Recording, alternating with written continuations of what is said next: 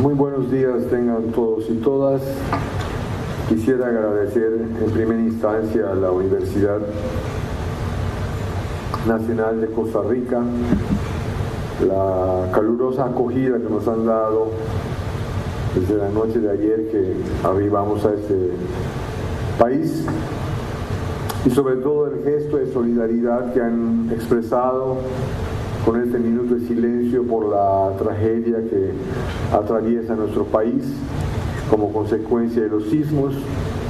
Y también me sumaría a la tragedia, y lo hago por procedencia migratoria, ¿verdad?, al pueblo de Cuba, que también fue víctima de y a otros pueblos del Caribe, de otras vicisitudes también del medio ambiente, que, como bien decía la compañera que conduce, pues no son sino resultado de la propia acción del hombre y de la mujer, que nos encargamos de deteriorar el medio ambiente sin mesura, que no estamos dispuestos a implementar desde los gobiernos políticas que estén encaminadas a la defensa de la biodiversidad y de la naturaleza en general. Por eso yo quisiera recordar, antes de iniciar mi conferencia,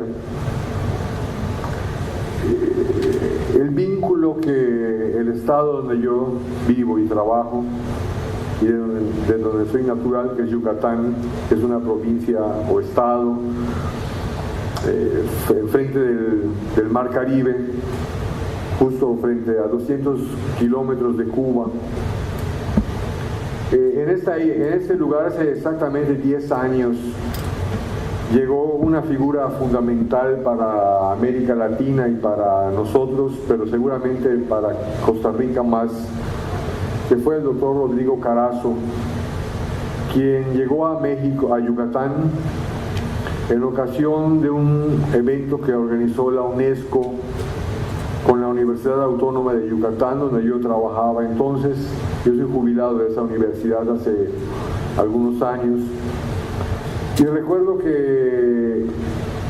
muchas anécdotas del doctor Carazo, porque en lo particular la doctora Ginón Bojorquez, que está aquí, fue la encargada de atenderlo a él y a su señora esposa en toda esta estancia en Yucatán.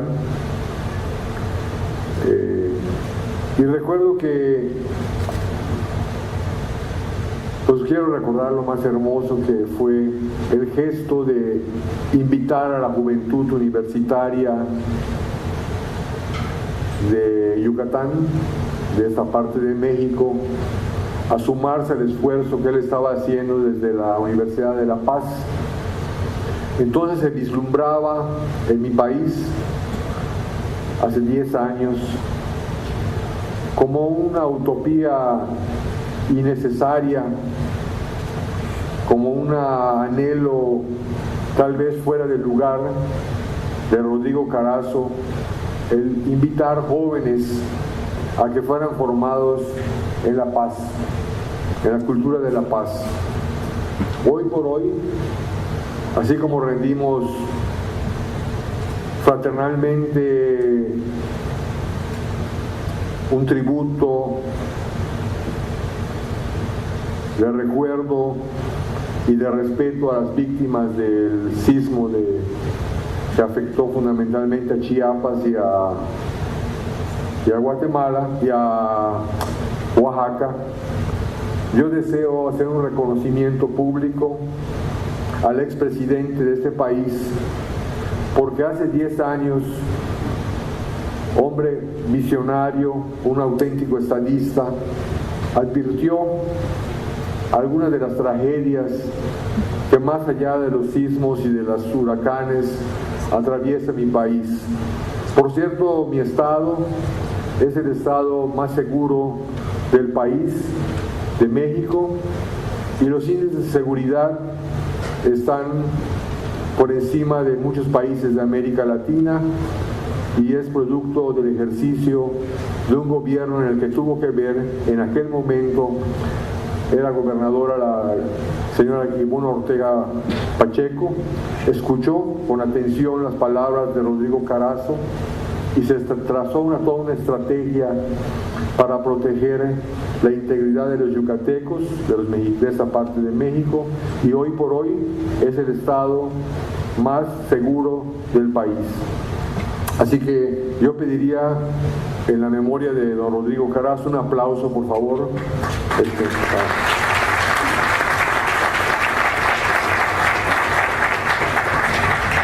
Pero bien, la reunión que bueno, yo podría hablar toda la mañana de cualquier tema que no sería este, pero la verdad es que hay que cumplir el canon y la ceremonia y además la agenda para la que fui invitado, ¿no?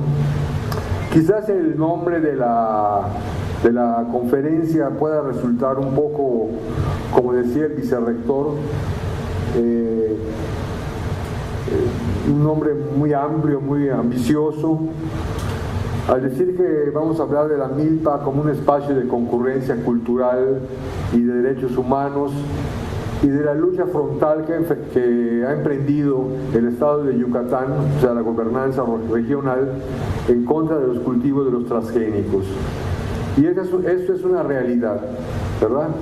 Es el único estado del país, así como somos el estado más seguro, es el único estado del país que ha asumido con seriedad, con firmeza y con decisión desde el Ejecutivo del Estado la determinación de impedir el cultivo de transgénicos en nuestro estado e implementar la estrategia agroecológica más importante de la historia del pueblo maya, que es la milpa, para garantizar la agrodiversidad que necesitamos hoy por hoy.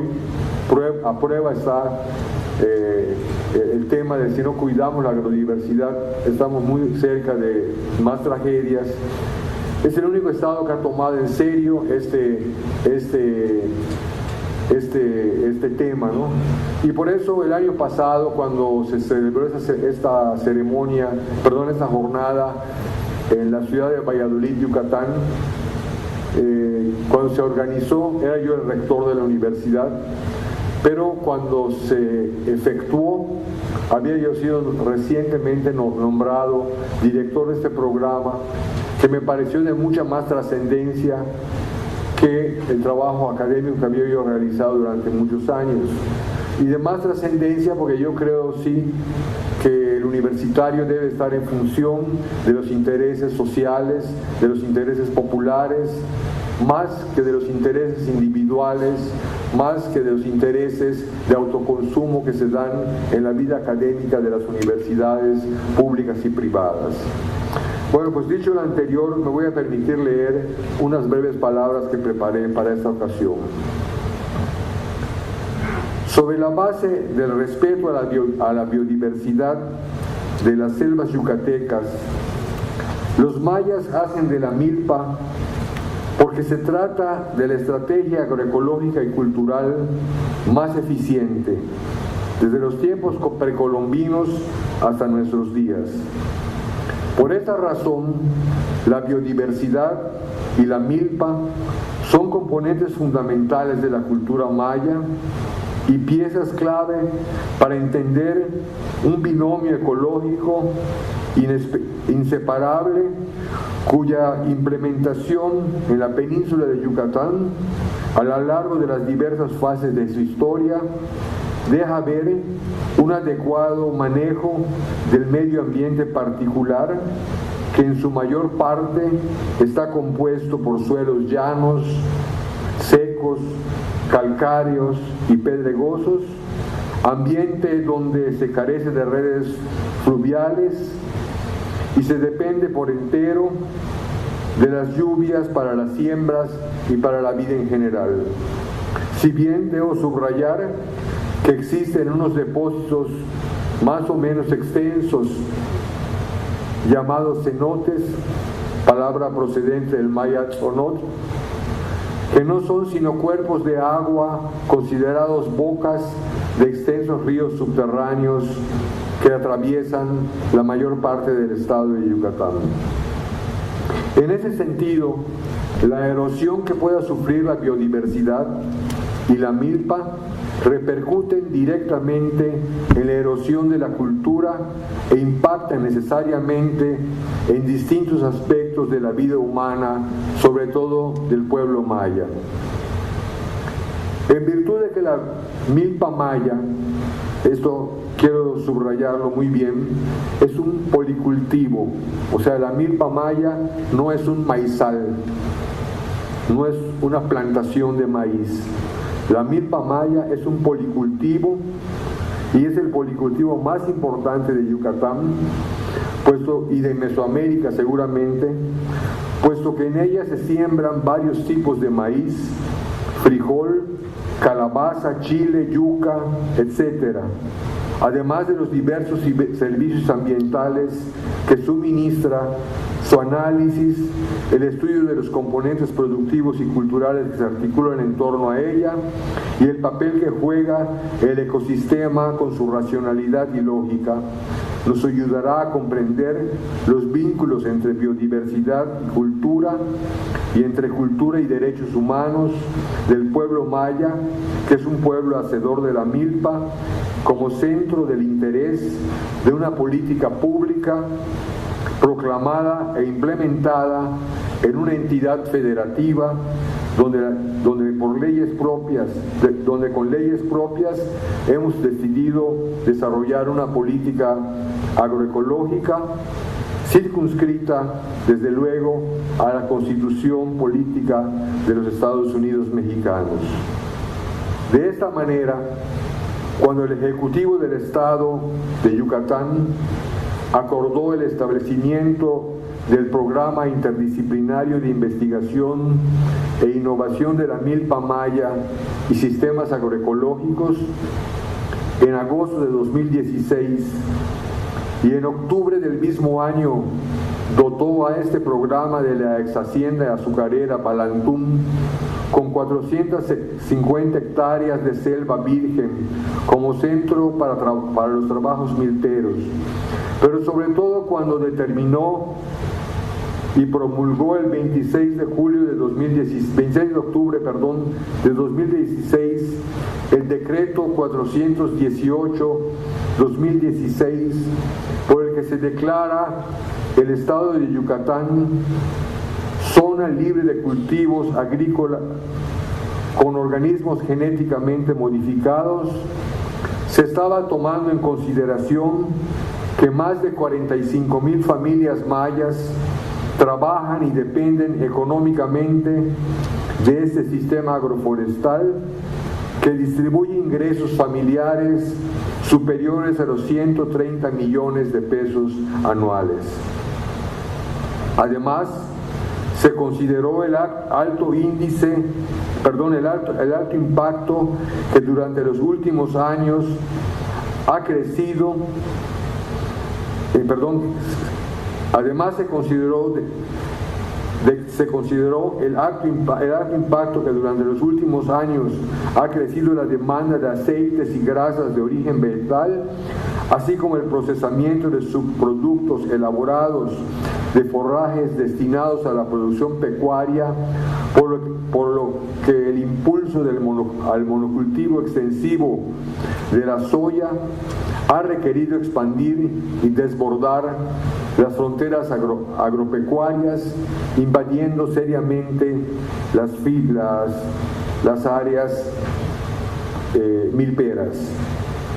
Por añadidura, el combate y control de las plagas y malezas para este tipo de agricultura de los transgénicos ha requerido el uso cada vez más intensivo de plaguicidas y herbicidas, generando graves daños a la biodiversidad, a la calidad del suelo y al agua de una zona cárcica donde el agua es, como ya les expliqué, fundamentalmente subterránea, y donde un último reporte de Greenpeace reportó la presencia de agrotóxicos en los cenotes de Yucatán.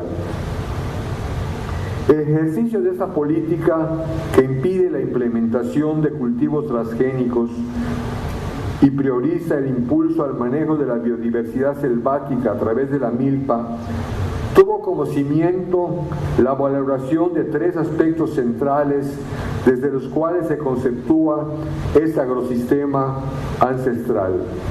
En tal sentido, la creación del programa Milpa y la proclamación del decreto que prohíbe el cultivo de organismos genéticamente modificados tuvieron como base los 3 ángulos desde los que se puede aplicar la complejidad de la milpa como alternativa históricamente sustentable para el manejo de las selvas. Y digo históricamente sustentable porque seguramente aquí, tengo la certeza, hay personas que conocen los sitios arqueológicos de Yucatán, Chichén Itzá, Uxmal, o cualquiera de los otros grandes centros arqueológicos, que no son sino producto de la producción milpera. Es decir, que la producción milpera, policultivo, pues ha garantizado la posibilidad de desarrollar una de las grandes civilizaciones universales, pero también permitió el crecimiento de la vida colonial y permitió la vida contemporánea hasta que se fue interferida hace 100 años, desde el 1870 hasta el 1970 por el monocultivo del Nequén, que devastó totalmente una zona del estado. Un cultivo que además el Enequén es endémico de Yucatán, pero cultivado en las magnitudes en que se realizó, devastó completamente la selva y limitó la producción de milpa, y hoy por hoy, donde fue la zona enequenera, es la zona más paupérrima de nuestro estado, mientras que las zonas milperas son las zonas que preservaron y resistieron cultivando la milpa por razones históricas que no voy a explicar, salvo que me las preguntaran, donde se preserva lo de la milpa. Por eso históricamente no hay otro sistema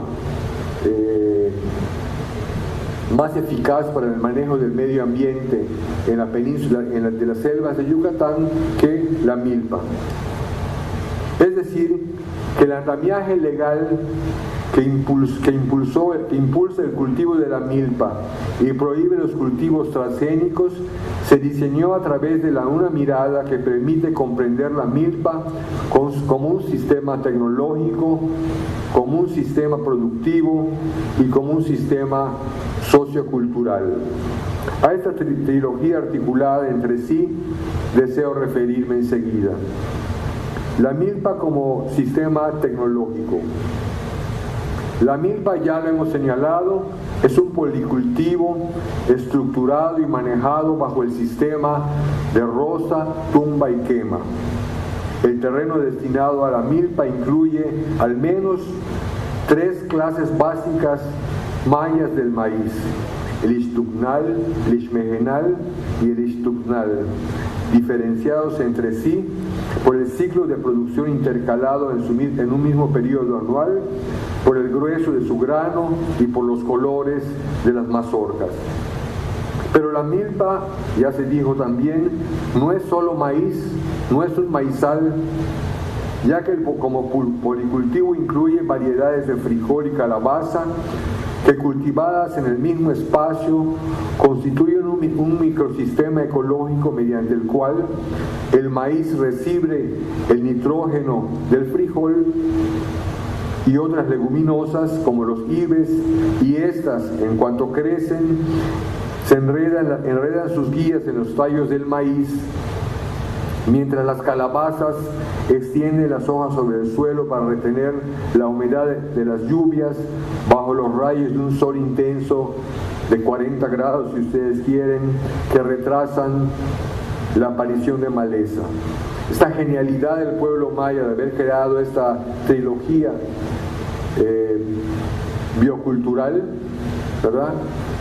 Todavía no sé, recientemente unos científicos de la UNAM, por cierto, que están trabajando con nosotros, nos decían que habría que ver a qué otro cultivo se podría permitir esta trilogía armónica que retiene nitrógeno, humedad y permite el desarrollo de los frijoles, ¿no? O sea, ¿en qué otros sistemas se podría operar? En la milpa también, en las áreas de mayor profundidad del suelo milpero se cultivan diferentes tipos de chiles y otras plantas aromáticas que repelen la aparición de plagas.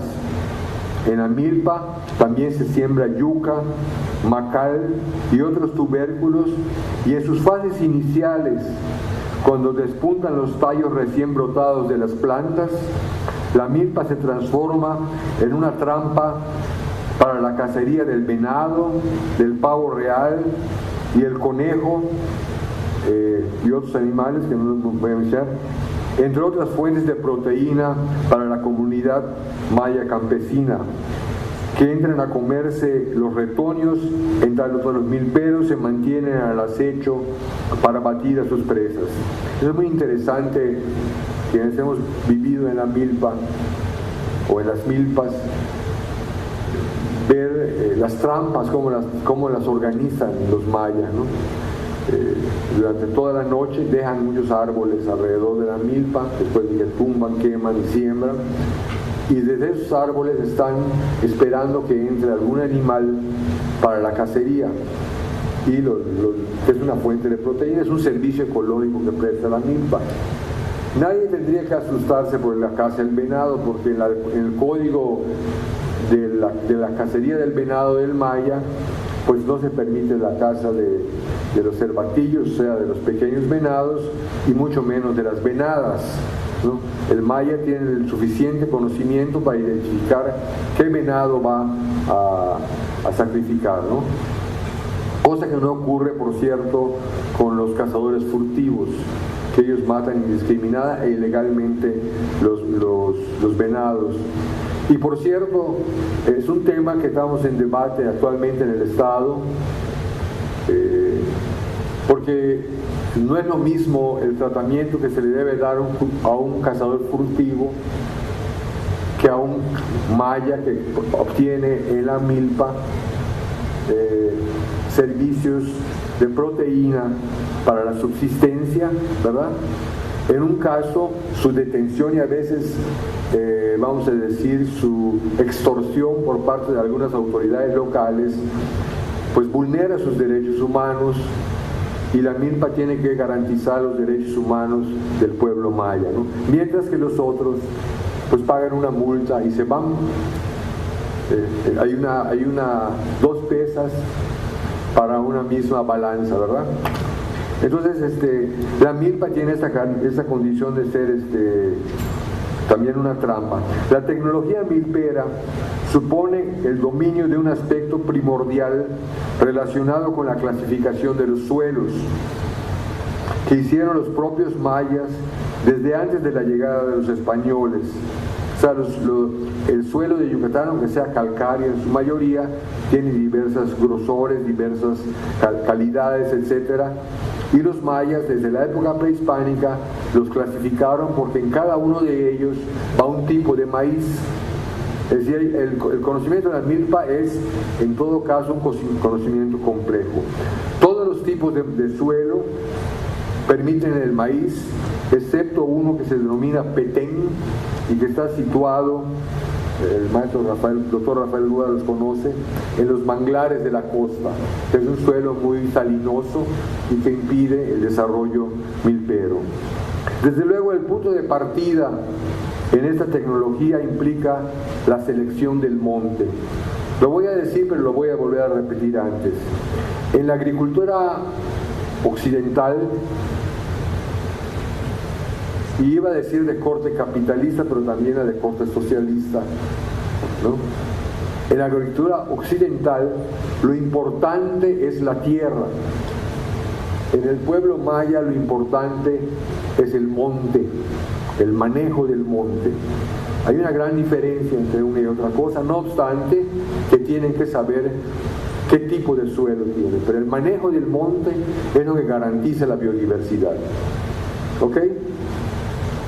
Este conjunto de actividades y saberes, recursos técnicos, rituales sucintamente descritos, forman parte del primer aspecto para apreciar la milpa como un sistema tecnológico complejo, y si bien el rendimiento de maíz en ocasiones puede resultar bajo, en ocasiones puede tener menos de 1 tonelada de producción una milpa, de ese sistema, como se ha dicho, se obtienen frijoles, calabaza, chile, yuca, camote, miel, ojo con la miel, proteína animal, aves canoras y de ornato, así como plumas, herbolaria, medicinal, materiales para la construcción como madera, roca, cal, yeso, para la mampostería, leña, carbón y vegetal. Es decir, la milpa da para todo.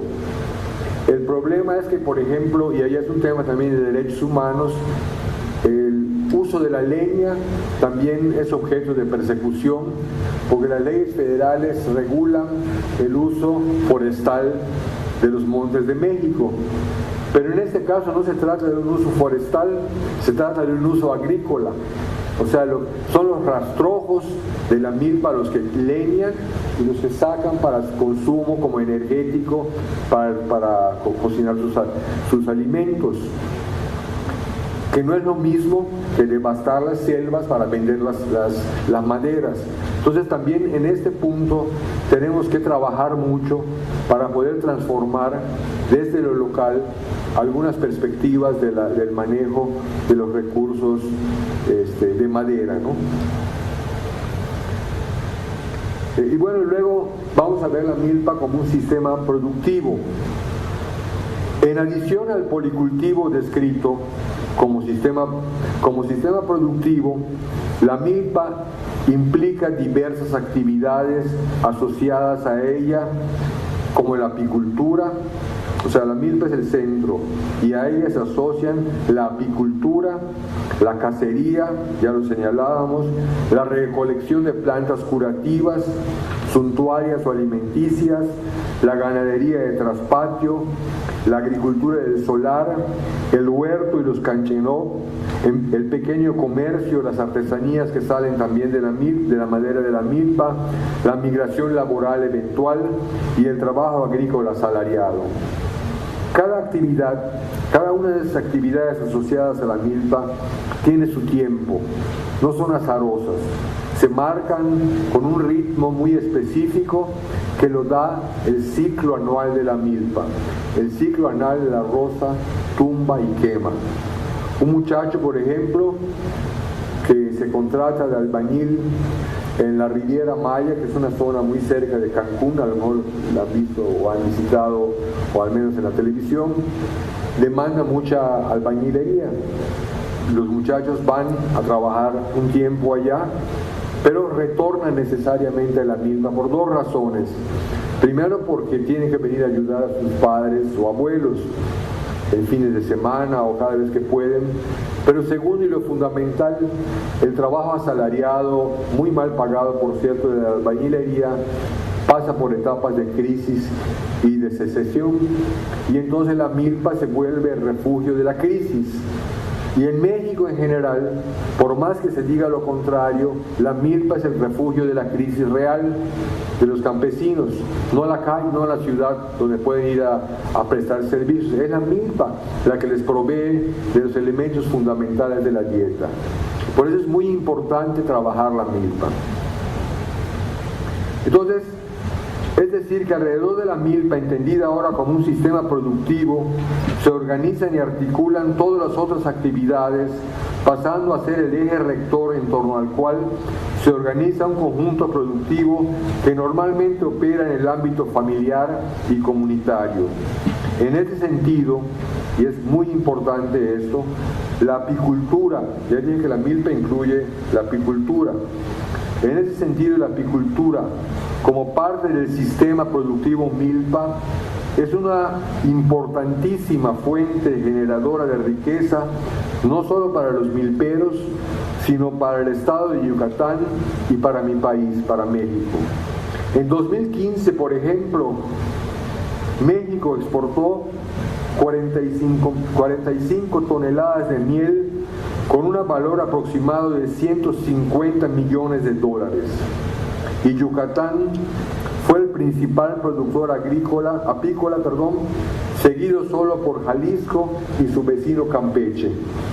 Ese año, 2015, en Yucatán la producción mielera creció considerablemente, ya que el valor de la producción pasó de poco más de 270 millones de pesos en 2012, que por cierto en 2012 las mieleras, los compradores de miel que tenemos como mercado privilegiado, que están en Alemania, detectaron los primeros componentes agroquímicos derivados de los transgénicos. Y en aquel momento, 2012, la gobernadora, que era Ivonne Ortega Pacheco, cercó unas áreas en las que determinó que no se podía hacer ese tipo de cultivos porque estaba afectando ya la miel, ¿no? Entonces, en 2012, la producción pasó de 270 millones de pesos a más de 434 millones de pesos en 2015, lo que representa un crecimiento del 61%. Y si consideramos que el 90% de la producción de miel de Yucatán va al extranjero, entonces el ingreso de divisas para el estado de Yucatán en ese 2015 rebasó los 391 millones de pesos. Un porcentaje de la producción de miel, como se dijo, un alto porcentaje está asociado al sistema MILPA. Luego, la ley contra los transgénicos no solo protege la salud humana, sino protege también a un vasto sector de productores de miel, fundamentalmente campesinos, pero también hay productores de miel que no son campesinos. Luego es una ley estratégica para nuestro estado. No es una ley que nos permite, o sea, Yucatán no produce trigo, no tiene, su suelo solo permite esto, ¿no? Entonces, la preservación de la milpa, la preservación de la biodiversidad y de la miel son políticas estratégicas para la preservación no solo del medio ambiente, sino incluso de la economía del estado. Además de la cantidad de miel, la cantidad y la calidad de la miel yucateca, altamente cotizada, principalmente en Alemania, como dijimos, está determinada por varios factores, de los cuales el más importante es la abundante vegetación y variada vegetación productora del néctar. Subrayo, la abundante y variada vegetación de la producción del néctar. Es decir, por eso es el cuidado del monte. No es un invento de los mayas. Alguna vez, cuando empecé este programa, un científico muy célebre, que por cierto viajó en el avión conmigo de Mérida, de la Ciudad de México, cuando oyó que iba a trabajar en este programa, me dijo: si vas a hacer de la milpa un museo, no cuentes conmigo, porque sabe que mi primera profesión es de antropólogo y después de historiador. Y entonces le dije: no quisiera hacer un museo, doctor, yo no quisiera hacer ningún museo, quisiera simplemente que la milpa se haga como decide el pueblo maya. Y el programa Milpa, que encabezo, tiene un consejo consultivo integrado por milperos de todo el estado de Yucatán, y a la hora que el gobernador decide anualmente qué se va a hacer con el tema del maíz y de la milpa en general, se consulta a este consejo, que tiene voz en las decisiones del Ejecutivo. Eso es muy importante. Es muy importante porque son ellos los milperos. O sea, yo puedo ser un académico dedicado a la milpa, pero no soy un milpero, ¿no? Eso es muy importante. Bueno, voy a ir más rápido porque si no me van a cortar.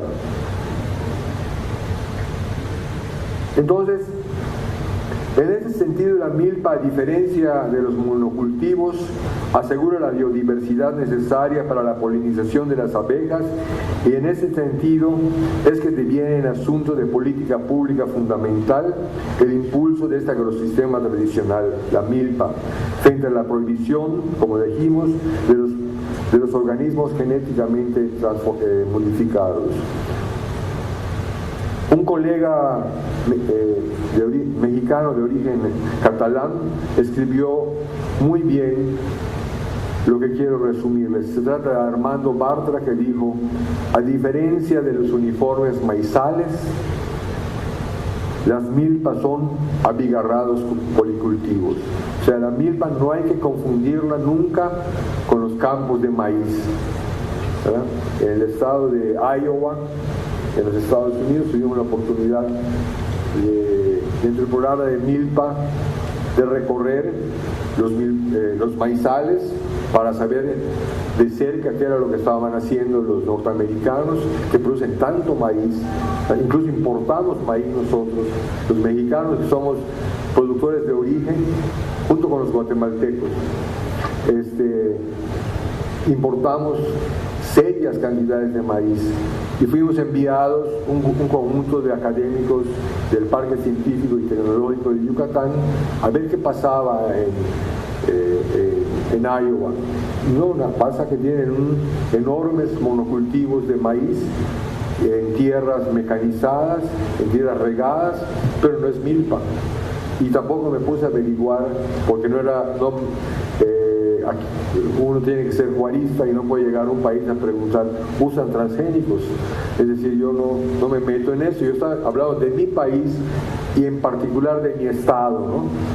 Entonces yo solamente fui a observar y vi que eso no era milpa. Y el reporte que había que dar era que la alternativa no era esa. No era esa para salvar nuestra integridad cultural y la biodiversidad.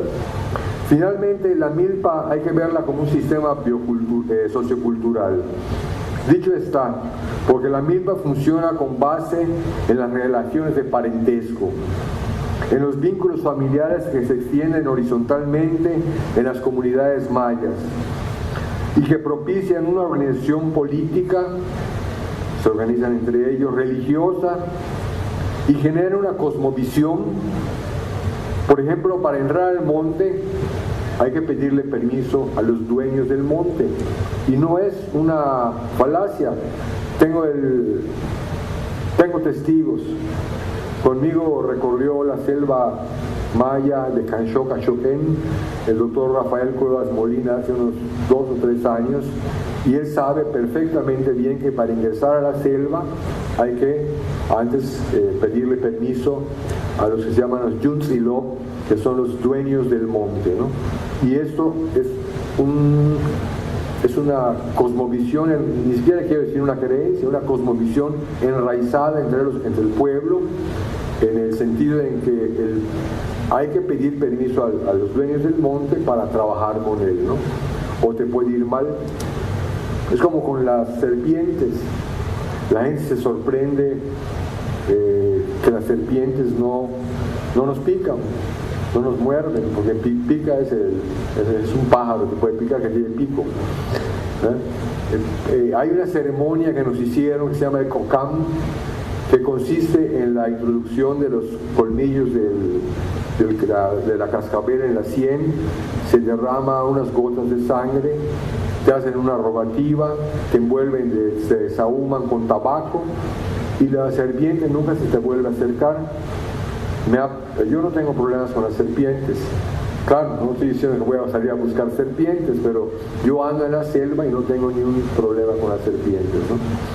Y eso es parte de la cosmovisión del pueblo maya, ¿no? Y la milpa, pues obviamente es una... El monte nunca deja de prestar servicios ecológicos, nunca.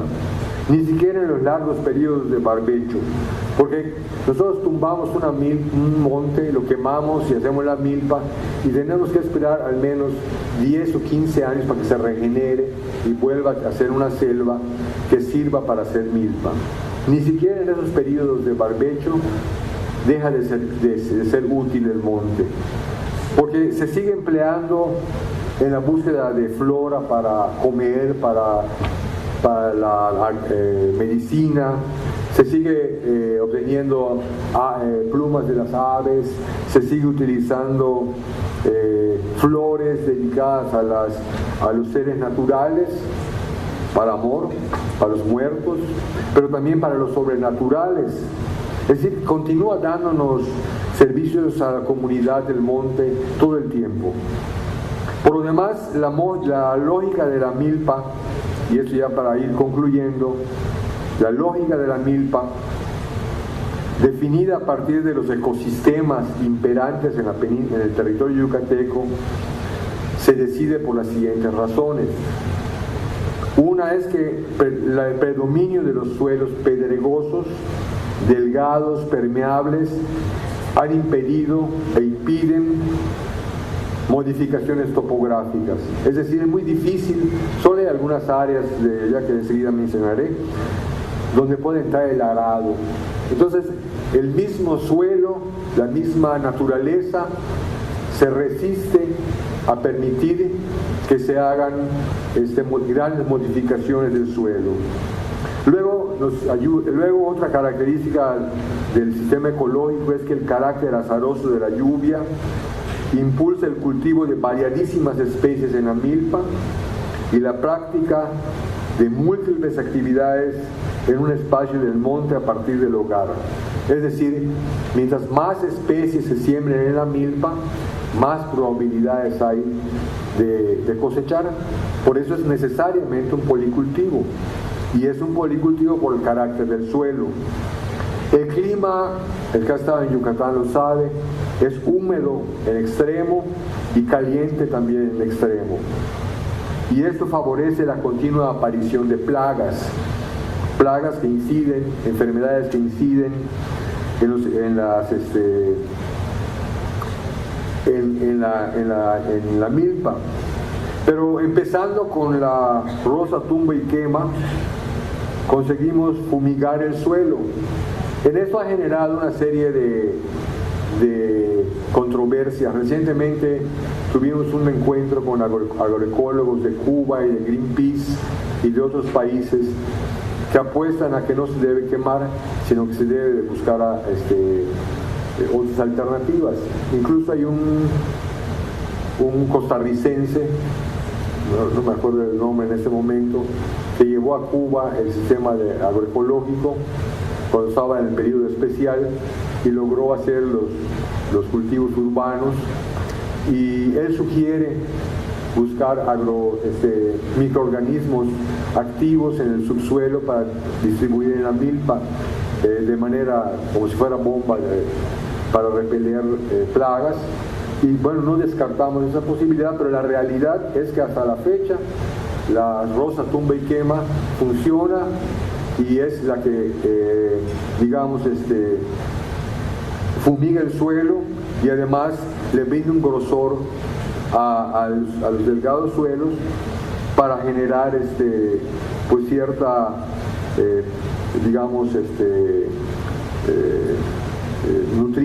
nutrientes y hacer más tolerantes los periodos de estrés de la seca que padece la semilla en tanto caen las lluvias. Luego el suelo pobre y la vegetación abundante han favorecido el sistema de la rosa tumba y quema, o sea, es por el suelo pobre y la abundancia. La estrategia diversa se materializa en los policultivos de la milpa y se desarrolla en muchas actividades.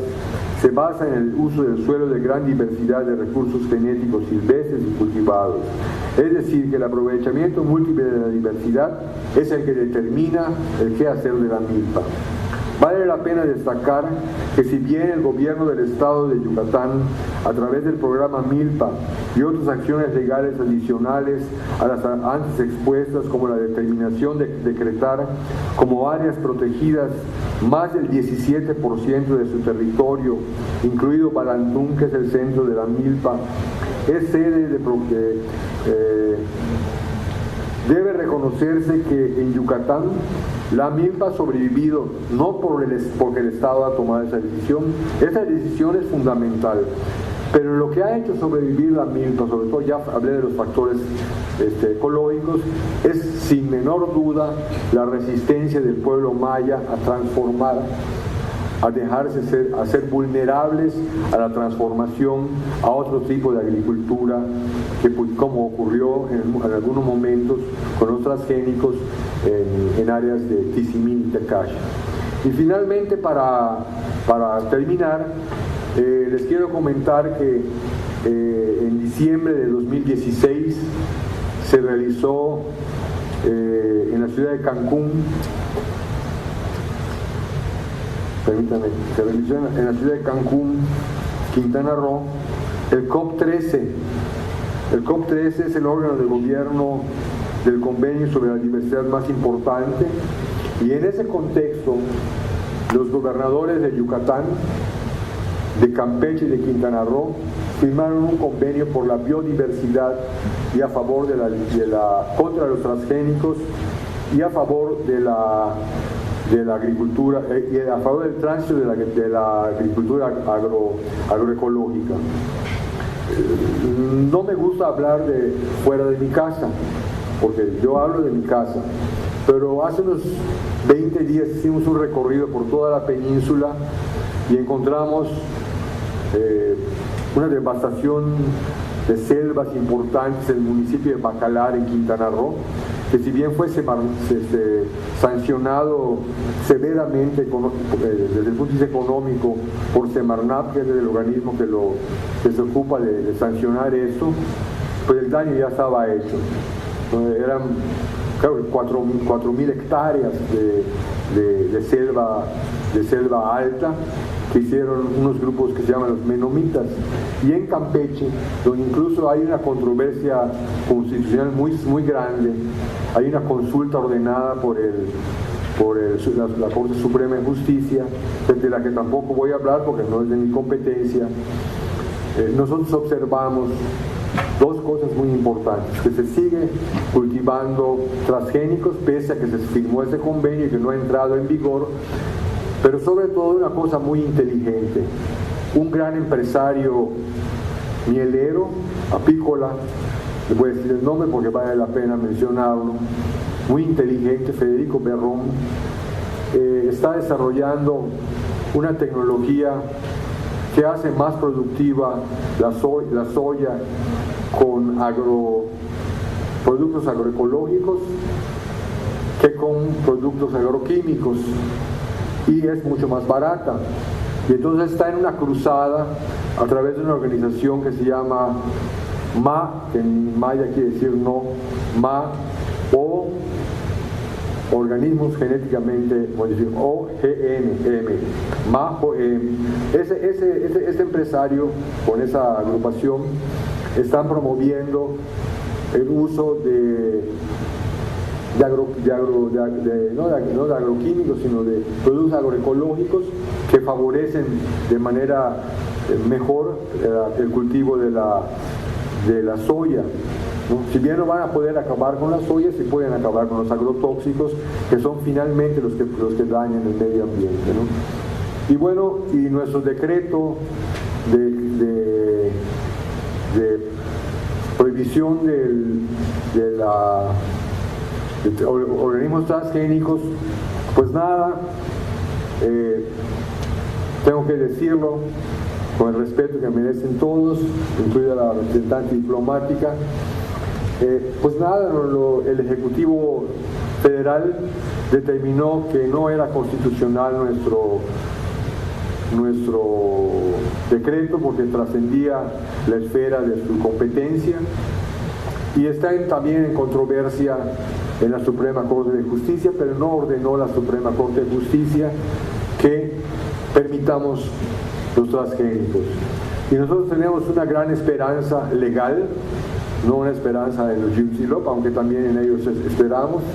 Tenemos casi la certeza de que podemos ganar este pleito constitucional, porque no hay otra vía de desarrollo factible. Vean lo que está pasando en México, y si no lee eso, las autoridades pues tendrán que leerlo, lo que pasa por el no respeto al medio ambiente y a la biodiversidad.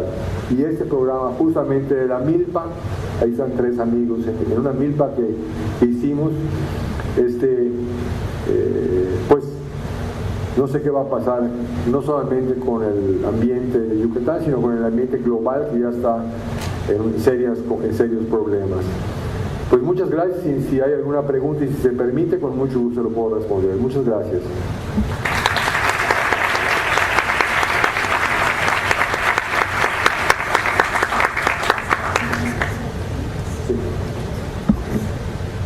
Muchas gracias, doctor. Tendremos un espacio para preguntas. Hay 2 compañeras con micrófonos para que por favor levanten la mano.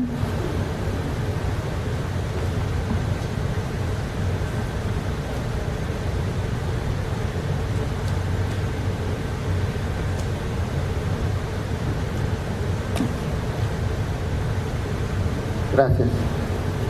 Gracias, doctor, antes que nada por esta brillante exposición. Igualmente gracias a los compañeros de la UNA por acogernos de esta manera. Pregunta es sencilla. Yo quisiera saber el impacto que tiene finalmente este tipo de políticas públicas en el consumo mismo hay un regreso al consumo de milpa, no por los sectores, digamos, rurales, sino los grandes sectores urbanos. Estoy pensando en estos problemas que enfrenta un país como México, donde la diabetes, la obesidad mórbida se han disparado a tasas alarmantes, y me parece finalmente que regresar a la milpa es en gran medida combatir también estos fenómenos.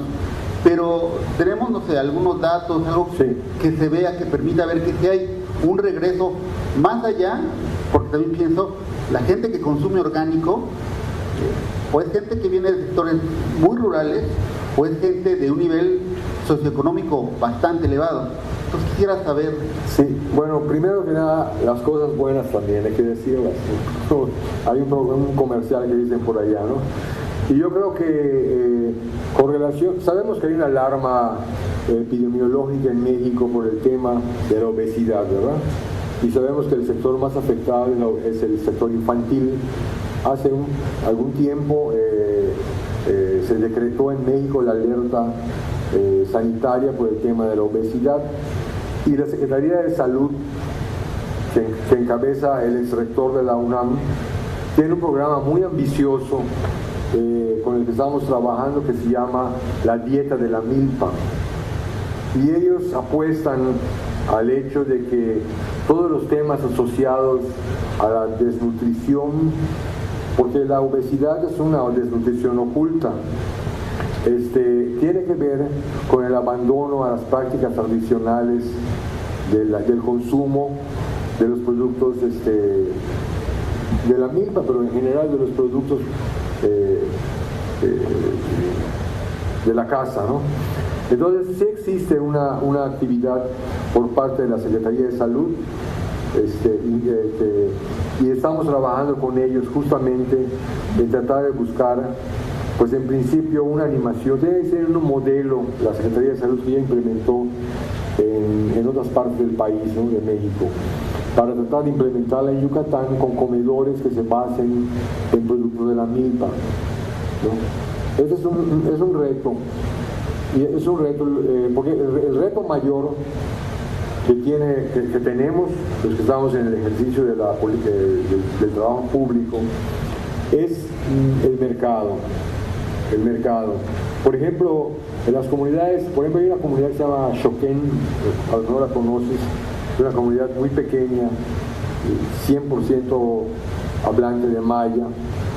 Sin embargo, sus consumos son notorios en la complexión física de la población.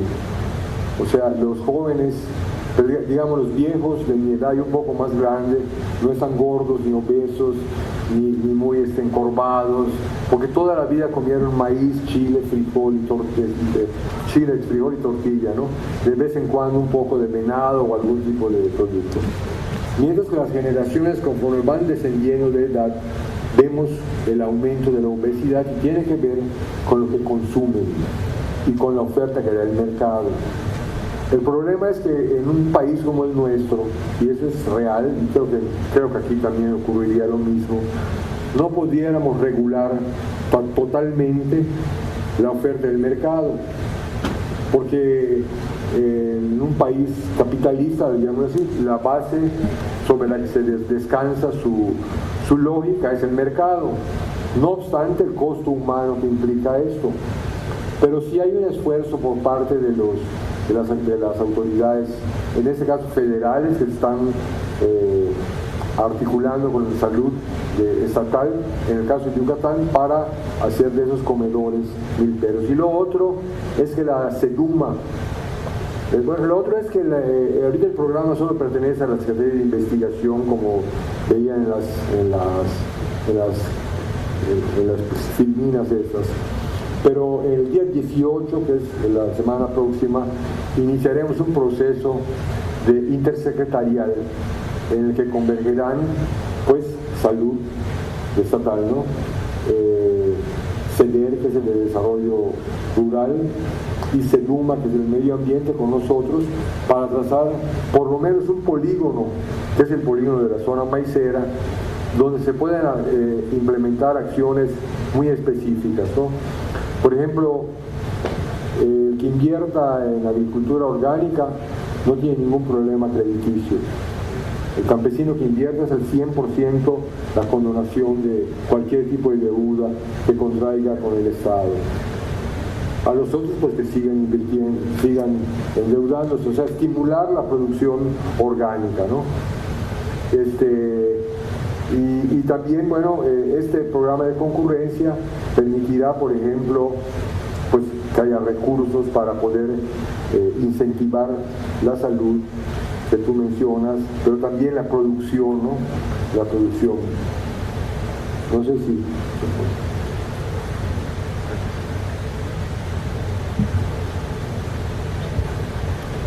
Buenos días, muchísimas gracias. Mi pregunta iba asociada al tema de la educación. Pensando en una educación pluricultural, si este tipo de experiencias se han podido de alguna forma incorporar a los modelos curriculares que tienen en los centros educativos, al menos de la región, y en las prácticas también dentro de los mismos centros educativos. Gracias. Bueno, ya hace un rato les estaba diciendo en mi pedigrí, yo era el rector de la Universidad de Oriente en la ciudad de Valladolid, donde estuvieron varios profesores costarricenses el año pasado, y no los pude atender porque entré a trabajar en este programa tras presentar mi renuncia para ocupar esto, ¿no? Y esta universidad es básicamente de hijos de milperos. Incluso me invitan a participar en el trabajo de consulta con el gobernador, entre otras razones, por la gran red de milperos con la que yo había trabajado desde la universidad. O sea, nosotros, una política que seguimos en la universidad educativa, no solamente con la MILPA, fue abrir la universidad a los padres de familia, ¿no? ¿Por qué? Porque es en ellos donde reside el conocimiento del pueblo maya. Los jóvenes van a perturbar su tradición cultural en las universidades y nosotros necesitábamos que se articularan allá, ¿no? Y le quiero decir que eso no fue muy bien visto, no por el Estado, fíjense, porque es una universidad estatal, sino por algunos sectores sociales francamente racistas que pensaban que no era necesario que yo llenara la universidad de mayas. ¿Para qué? Me decían, ¿no? Bueno, pues para que la universidad, para empezar, ellos la mantienen, y segundo, pues es intercultural, entonces, pues, ¿qué más que vayan los que hacen la cultura, ¿no? Pero bueno, eso se hizo, y esa red de milperos es la base sobre la que estamos trabajando ahorita, y surgió de la educación. Pero yo ya no tengo incidencia en la universidad porque ya no trabajo allá, pero en cambio el Estado nos dotó, como dije hace un rato, de una ex hacienda azucarera que tiene 450 hectáreas de selva alta, donde hay una flora espléndida, hay jaguar allá, hay venado, o sea, es una zona se declaró reserva, parque de reserva, y entonces en ese lugar nosotros lo que hemos instrumentado es un conjunto de talleres entre los maestros milperos. Nosotros a los milperos viejos les hemos dado un reconocimiento como maestros. O sea, la Secretaría de Investigación y Innovación e Educación Superior tiene las facultades legales de dar un nombramiento de maestro milpero. No te está dando una cédula profesional, te está reconociendo tus habilidades profesionales, técnicas, ¿no? Entonces, esos maestros milperos enseñan a los jóvenes que todavía pues dudan entre quedarse en la milpa y país o trabajar fuera, o van y vienen, pero tienen que trabajar con la milpa, ¿no? O sea que sí se hace, eso es el taller, esa es la labor fundamental del programa, es una labor educativa. Y la otra es trabajar con niños de las escuelas bilingües. Hay muchísimas escuelas bilingües en la zona, donde está ese Balantún, es uno de los centros de población indígena más importante del estado. Entonces los niños van allá, tenemos un sendero ecológico que ellos recorren, siembran alguna plantita, o sea, de acuerdo al nivel educativo en el que están los muchachos y muchachas, pues se les da alguna instrucción. Y en la última reunión que tuvimos con el Consejo de Milperos, que les dije hace un rato, ellos piden la construcción de una escuela de milperos. No sé si nos dará tiempo de hacerlo, porque desgraciadamente las políticas públicas a veces tienen tiempos fatales, ¿no? Y el 2018 para nuestro gobierno y para casi todo México, pues es un periodo de renovación de autoridades, y aunque nosotros esperamos con verdadera cariño que se continúen los programas, eventualmente no pasa eso, ¿no? Pero no perdemos la esperanza, porque hay organizaciones civiles trabajando en compañía de nosotros. Nosotros, por ejemplo, a título personal les cuento que uno de los trabajos de lobby que hice más importantes de mi vida fue conseguir que el gobernador del estado, que se llama Rolando Zapata Bello, que es el mejor gobernador del país, subiera por primera vez a un barco de Greenpeace, al Banco Esperanza. Y es ahí donde se compromete él a hacer de Yucatán un estado limpio. Entonces, esto es muy importante, ¿no? Porque son las agrupaciones civiles las que se arropan con el Estado para poder caminar en una dirección que no tiene nada de controversial ni nada, sino es sencillamente para tener una mejor productividad, un estado más limpio. Somos el estado más seguro, ya se los dije. Bueno, ¿por qué no aspirar a ser el estado más limpio, menos infectado de tanta inmundicia de los agrotóxicos, ¿no? Podemos serlo. Y yo creo que si logramos, en el periodo que llevamos haciendo esto, convencer a la sociedad civil de que ese es un deber de todo ciudadano, no importa quién sea el gobierno, la sociedad sabrá demandar esto como un derecho inherente a su condición humana, ¿no? Buenos días.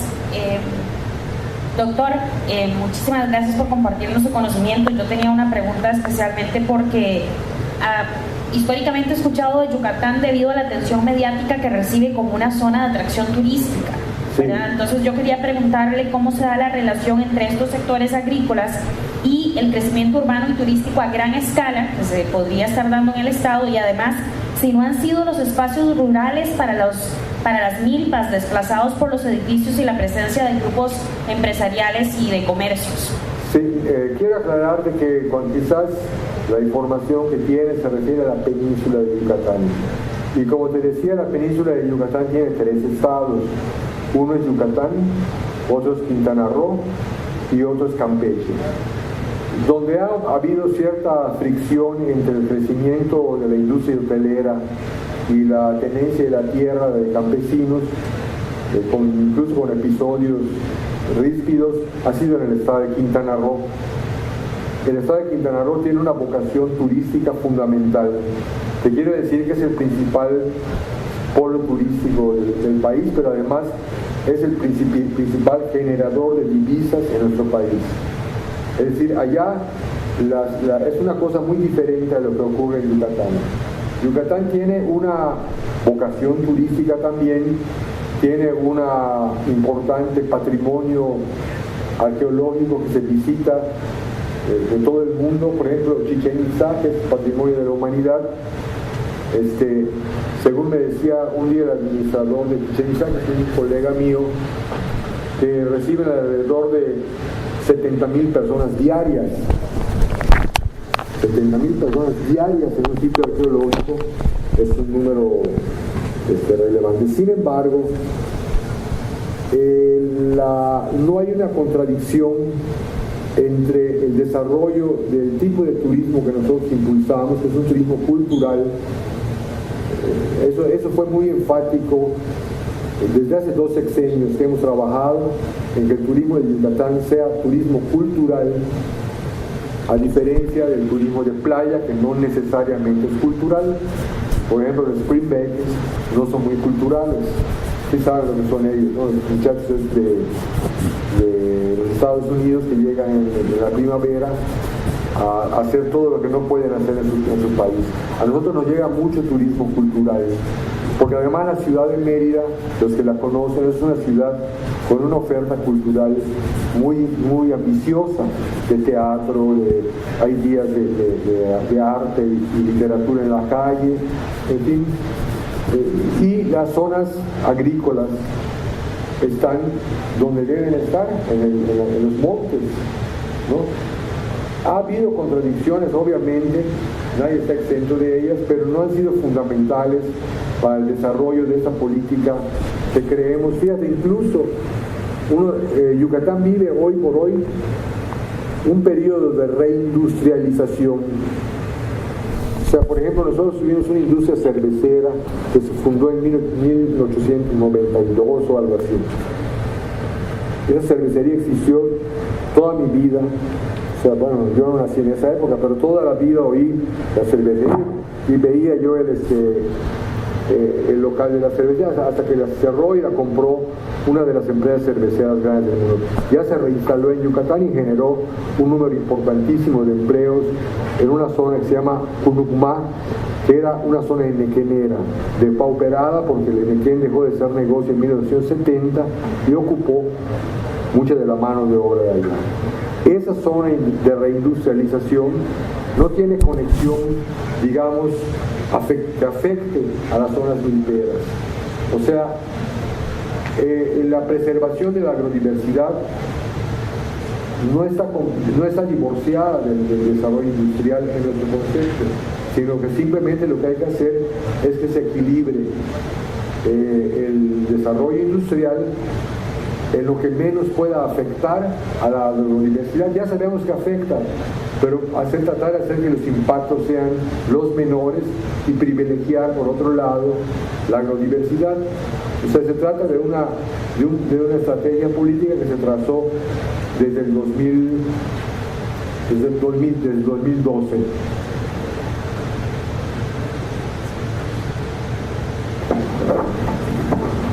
Bueno, espacio a una última pregunta. Bichabelé, doctor Chambelló. Claro. Doctor, quisiera preguntarle acerca, algo más profundo con el tema de... ¿Dónde vienes tú? Yo soy queretano, pero estoy en Yucatán. Quiero preguntarle acerca del tema de los derechos humanos en la relación con la milpa, donde hay una mayor profundidad: el derecho a la vida, el derecho a la lengua, el derecho a los significados, el derecho a la salud, cuando se ve reflejado precisamente cuando la salud la encuentras en las plantas medicinales que te encuentras en la milpa. El derecho a la lengua, cuando las comunidades mayas hablan de significados que precisamente están en la milpa. Y también el derecho a la vida, porque aquí, hablando de la concurrencia cultural, para las comunidades es completamente una forma de vida la milpa. Entonces, preguntar si podemos hacer un poquito más de énfasis con el tema de los derechos humanos y el significado que puede llegar a tener en profundidad la milpa para los pueblos. Sí, bueno, recuerda que, ya que me dices que eres mexicano, pues tienes que conocer el artículo 2 de la Constitución, ¿verdad?, donde se garantizan todos los pueblos, todos los derechos de los pueblos originarios. Esa misma Constitución estatal, federal, tiene su expresión en la Constitución estatal de Yucatán, donde incluso el maya es sujeto del derecho. En la nacional no, aquí es sujeto del derecho. Y entonces yo creo que tiene aparejado el hecho de que por ser maya, fíjate, te voy a dar una reflexión. Es posible que tú pierdas un pleito ejidal como ejidatario, pero es muy fácil que lo ganes como indígena. O sea, son dos. El tema de la reforma agraria en México, recuerda que se modificó mucho a partir de la transformación del artículo 27 de la Constitución, que permite que los ejidatarios traspasen antes solo podían traspasar su tierra por vía del parentesco, hoy día pueden venderla. Y entonces esto, por ejemplo, el milpero está caminando en busca de un monte y de repente ¡pum!, se encuentra con que ya alguien vendió su tierra y es propiedad privada. Allá ya tienes un problema estructural fundamental. Y no puedes entrar a esa tierra porque es tierra propiedad privada.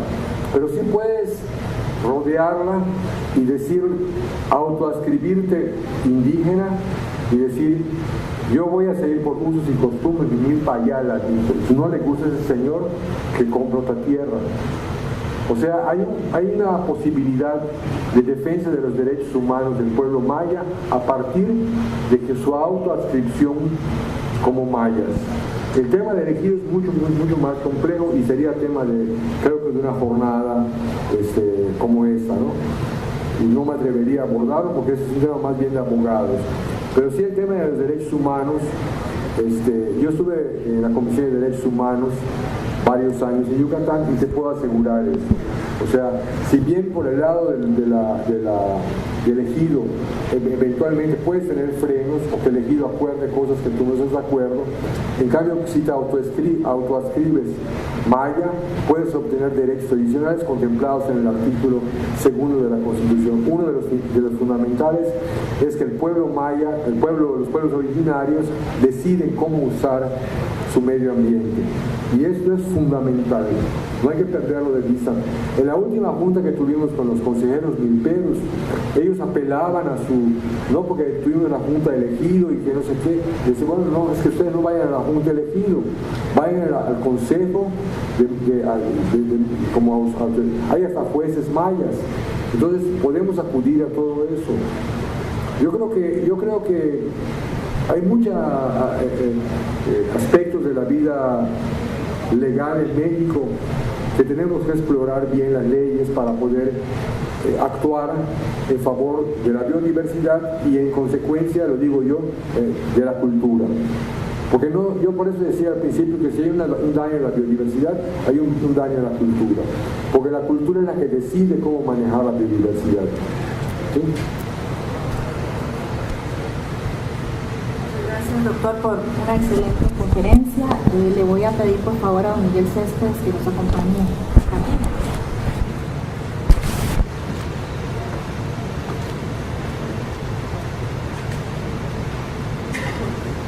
Le vamos a hacer entrega por esta excelente conferencia que nos ha dado el doctor, el certificado de participación por la conferencia, y algo que nos caracteriza aquí en Costa Rica y más en la Universidad Nacional es el café hecho aquí en la Universidad Nacional.